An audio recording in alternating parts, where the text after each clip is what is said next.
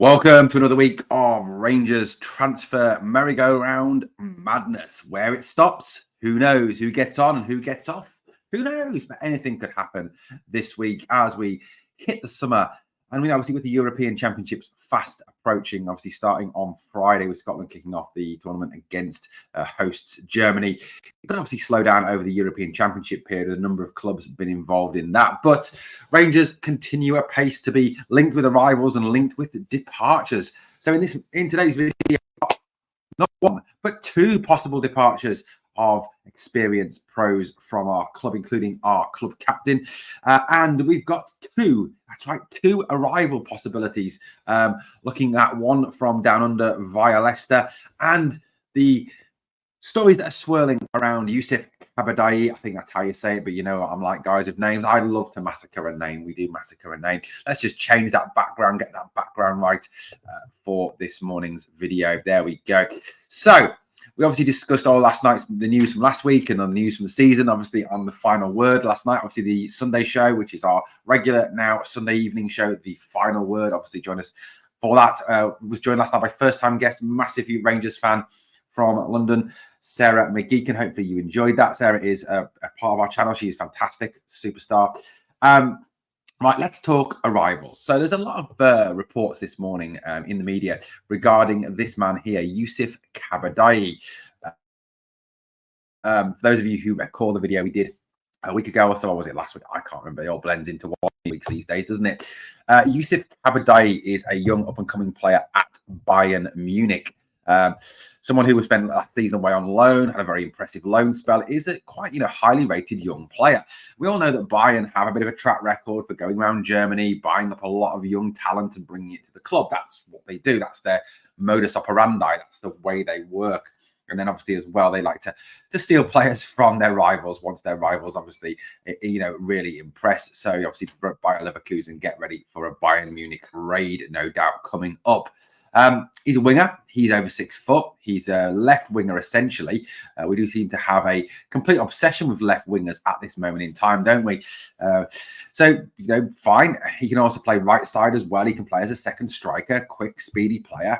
Now, according to the reports that came out of Germany just this last week, obviously Kabadayi, who'd spent a very successful spell in Bundesliga 2 at Schalke. That's right, Schalke 04, who are now in Bundesliga 2. You may remember them being actually in Bundesliga 1 and even playing in the Champions League at one point. But a club that's undergone a major set of financial difficulties and are still kind of going through that now. I wanted to make the move for Kabadayi permanent. That's how highly rated this young man was. However, they could not get the finance into place to secure him on a permanent basis, which led Bayern to obviously say that, every possibility was on the table for Kabadayi. I mean, number one, they would be prepared to sell him. Number two, they'd be prepared to loan him. Number three, they'd be prepared to do a loan with an option to buy. And number four, they might even give him a new contract. Now, if Bayern are considering giving you a new contract, you're clearly not a bad player. Bayern Munich, on the whole, do not sign bad players. You look at their dominance in Germany. Okay, it was broken last year, but overall, they are a dominant force in Germany. They regularly progress to the quarterfinals, semi-finals of the Champions League, sometimes all the way to the final, and have in the past won it. So they're clearly a team that know what they're doing. So Kabadayi obviously is a bit of a talent. So according to the reports that are emerging in this morning's media, it seems very much that Rangers are the favourites to secure the services of Kabadayi over the likes of newly promoted San Pauli, who just got up to the Bundesliga, and Italian side Lecce. That's nothing to do with milk, apparently. So Kabadayi, now the rumoured fee is somewhere between £1 and £1.5 million for the player. So it is a permanent transfer. It is not another loan with an option to buy, which obviously then brings Malik Tillman vibes. We all know, that Bayern have in the past lent us players. Yes, Malik Tillman, and then obviously reneged on the option to buy.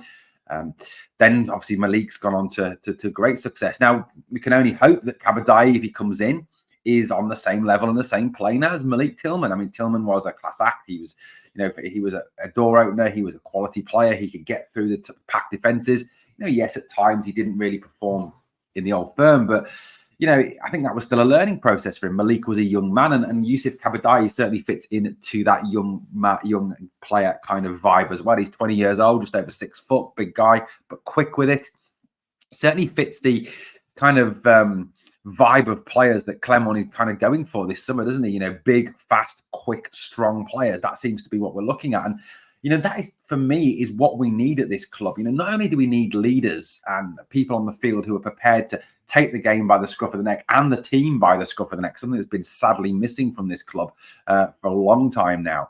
But, you know, players who are fast, players who have got the ability to go up oppositions, players who are aggressive and you know, playing an aggressive. I'm not talking about punching people in the face now. I'm talking about their playing style, you know, and that's what we seem to be going for. And I think if you look, you know, that last season when we lost Cortez and we lost Seamer to injury, you know, a lot of it was the problems we had was there was just literally no pace in the team. You know, there was nobody who was lightning quick, who could get at players, go past players. And I think, you know, the likes of Kabadayi, the likes of Cortez, who we've signed, you know, some of those links Seamer hopefully still on the cards. I will be devastated. You know, all players who can come to this club and make a big difference. And this is just another young, positive signing. And I've got to say, no matter what, you know, you think of Coppen and you think of Clement, you've got to be enthused by what they're looking at. The fact we're shopping in these different markets, the fact we're going for these young, exciting players. I mean, can we remember Rangers doing this recently? No, we're always going for duffers from the Championship who've been injured, and we'll get them back to their best, and then they come and they're out for months and end. So, look, I think this is a good move. I think this will be a positive move. It does seem that it is an advanced stage. I think it will be a good purchase. Hopefully, it will be announced this week. I am thirsty for another signing. Obviously, after getting the signings of Cortez and of Jefte over the line. So let's deal with another possible arrival. Yes, now this one could be just lazy journalism. I get that 1,000,000%. Now, he is under contract until 2028, and he recently was spotted wearing a Rangers top on holiday. He is a die-hard Blue Nose. He loves Rangers. And his brother, John, Big Soapy, I love Big Soapy, you know, I'm a big fan of his, is also a Rangers player. Now, Harry Souttar has indicated that he plans to make a move away from Leicester this summer. For a reduced fee. Now, he is under contract until 2028, which obviously does mean that, you know, Leicester can charge a fee for him. Now, Leicester are in a very funny position. They've just been promoted to the Premier League, which obviously congratulations to them for that. However, they've lost their manager, Enzo Maresca, who's gone to be Chelsea's next manager on their manager merry-go-round. They are facing a points deduction because of FFP. So they're in a very difficult position in terms of, do they stick, do they twist, do they gamble, do they spend, do they not spend, how much do they spend, who's their next manager going to be, etc., etc. But who cares? This is not a Leicester pod. Now, Harry Souttar has indicated that he wants to leave the club this summer because his amount of first-team opportunities have been severely limited, and you know, he's not settled at Leicester. He wants to move away. Now, one of the possibilities is the Australian international, which does seem still very weird that he's an Australian international. His brother's a Scottish international, even though Steve Clarke doesn't want him. Steve the Tim, what can you expect? You know, Harry Souttar is a top defender. He is a good player, big, tall, you know, strong, dominant, a player who's got experience in playing in the English Premier League, a player who, you know, has got international experience playing the World Cup with Australia. You know, would be a quality player. I think, you know, he's right-sided. Now, this was a link that kind of came last summer, didn't it, under Michael Beale? So it's be interested to see if Niels Coppen and Philippe Clement still have Harry Souttar on their radar for signing. Now, look, I've watched a bit of his tape. I've watched a bit of him play. I think he's kind of what we need at the back. He's a big, tall, you know, top guy. He's a strong guy. He's a no-nonsense kind of defender. And I'll be openly honest with you. You know, I think we do need to go out and sign not one but two top centre-backs. And look, as much, you know, like I mentioned on the pod last night, I would love to see, you know, a Richard Goff, a Lorenzo Amoruso, a Terry Butcher, someone like that back at the club. But realistically, we can't afford players of that level anymore. You know, we can't go out and splash the cash. I mean, you're talking now for a top-level centre-half, which, you know, if Richard Goff and Terry Butcher and Lorenzo Amoruso were around today, you'd be looking at 50, 60, 70, 80 million pounds to buy those guys. Money we just don't have. So, you know, if Souttar could be got on a reduced fee, which seems to be the indication that because he's forcing this move away from Leicester, it will happen, then I think Souttar would be a good buy. I mean, you know, if you had Harry Souttar, one other defender, perhaps Gadalmez, John Souttar, Leon Balogun, Leon King, I think you've got a good core of players there able to compete in the SPL, in the Scottish Cup, in the Scottish League, and in Europe as well. So, look, for me, this would be a great move if we could pull it off. I don't know if Niels Coppen is looking at him. I hope he is, because he's the sort of player we want. And like I said, he's also experienced, and you can sign all the kids in the world. I'm 100% behind buy these young players, 100% behind this for the trading model, which we need to put in place. But you do need a core of experienced talent. If you're going to be losing the likes of Tavernier and Goldson, we've lost Lundstrom and Barisic. Obviously, I know we can debate all we want their leadership qualities and their bottle merchant tendencies, but they were still experienced players. So we do still need a core of experience. And Souttar, even though he's still obviously in his 20s, is an experienced player. I don't think you need to necessarily be 30 years old or 28, 29, 30 years old to be an experienced player. It's down to the amount of football you've played. And Harry Souttar obviously has a good level of experience. He's played for Stoke, he's played for Leicester. He has played at the Premier League level. So, he obviously is a top talent. So certainly someone I do think we should be looking at. Okay, so let's deal with now departures. So we've got a Tav story, another possible Tav story. And this morning, a story that came across my newsfeed when I was actually dropping my daughter at work. Not work, at school. She hasn't got work, she's too young. I was dropping my daughter and her friends at school this morning, and I was parked out. So I've just parked up to drop them off, and it came up on my newsfeed about Tom Lawrence and a possible Tom Lawrence departure. Well, let's start off with stories about James Tavernier. Now, look, I am not for a minute saying that Tav has not been a great servant for our club. He's stuck through the club through thick and thin, and that's great. He has scored a number of very important goals for us. A lot of them penalties and free kicks, granted, which I'm sure we could get someone else to do. He has a number of very, very good assists as well for the club. No one doubts this guy's personal statistics, his personal numbers. But in terms of trophies won under him as a captain, it's not good enough. 3 trophies in 12 years for a club like Rangers is absolutely shocking. It's not the standard we expect. He's not really a captain for me. He's too introverted. He's too quiet. He's not a captain that gets in people's faces or motivates on the field. He's not a captain that gets after the referee in the same way that Callum McGregor does. Which, as I said on the pod last night, is not the right way to behave. But unfortunately, that's what happens, and that's how you get decisions, and that's how you influence things. And we've got to do whatever we can to get that success. So Tav does lack that. Now, according to reports, it could be that Tav could be headed for Turkey now. Former Rangers manager Giovanni van Bronckhorst has been appointed as the new manager of Besiktas, and he apparently is looking to a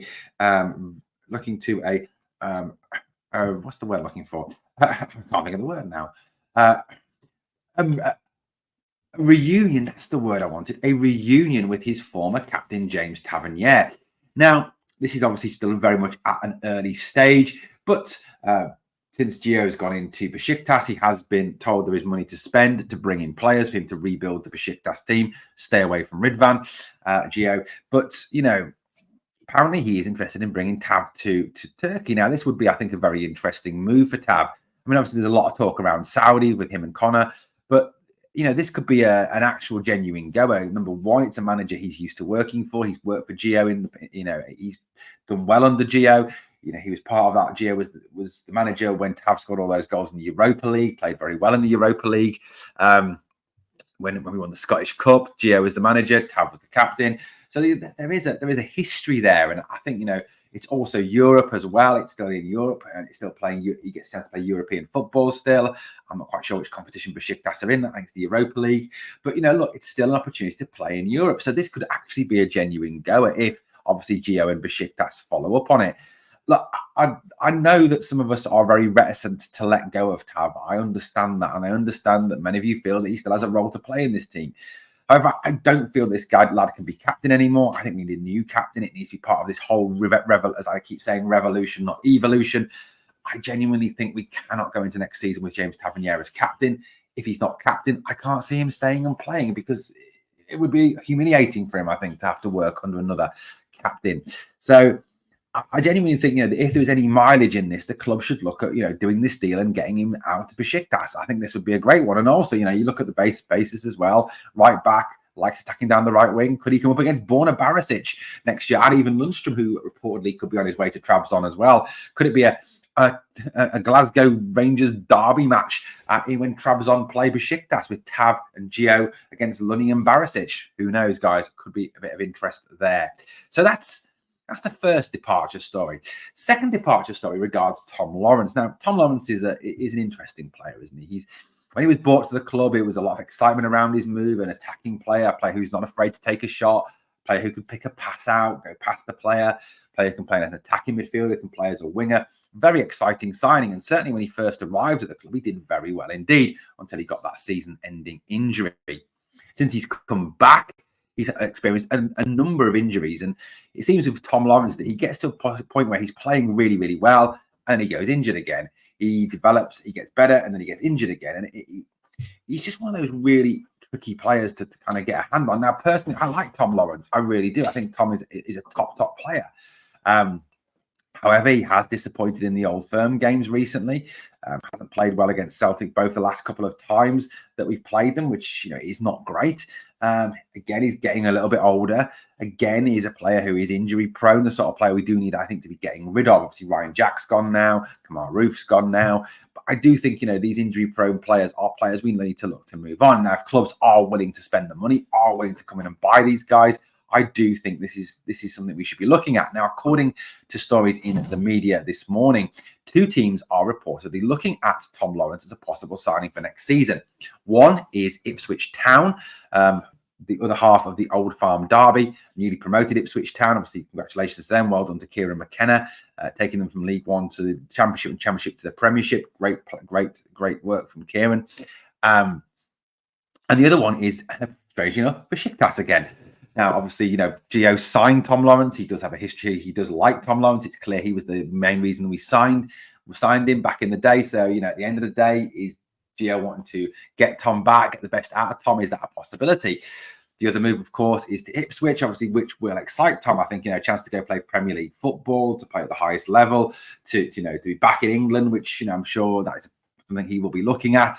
So, again, 2 positive links, I think, here. And I think if both clubs would have come in with a reasonable sum of money for the player, say 2-3 million, I think we should look at it. It's something we need to look at. We need to be looking at really overhauling this squad, revolution, not evolution. And if we can get money in for these players now before they go out of contract, I think Lawrence has got 12 months, 18 months left on his deal. So look, I think that could be a real positive. So look, there is departure rumours, there is arrival rumours. It's all reports at this moment. Obviously, we'll keep all over it, try and keep you up to date with everything that's going on. But look, it's an interesting time. It's an exciting time to be alive as a Rangers fan, to look at what's going to happen.